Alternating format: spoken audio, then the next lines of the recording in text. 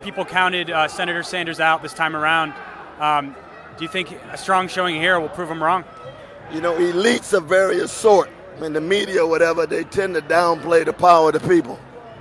The power of everyday people, the power of ordinary people, no matter what color, what gender, what sexual orientation, religious or non-religious identity, they downplay our power. And they should not do that because we come back strong. So the top priority for voters in New Hampshire was beating Donald Trump. Why is Bernie the best candidate to do that?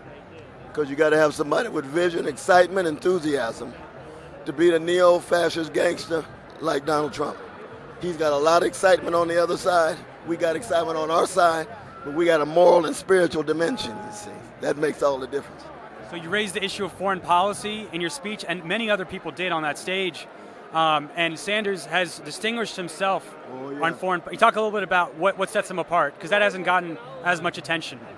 No, I mean, Brother Bernie understands that a precious life anywhere in the world has the same value. He's a universalist. He's an internationalist. So you talk about a life in Gaza, a life in Tel Aviv.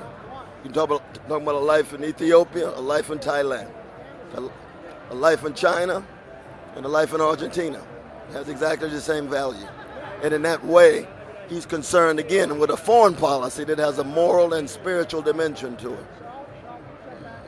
Regardless of who wins this primary, the Democrats are going to have to come together to beat Trump. You talk a lot about bringing people together with a message of love. Talk a little bit about that. No, we just need politicians who are thermostats rather than thermometers, though, brother. You don't come around to a thermometer just reflecting whatever's out there. You're a thermostat using leadership. You shape the climate of opinion. Bring the people with you in the name of your moral and spiritual witness. That's what we have in Brother Bernie, and we will show the world. Look at all these people.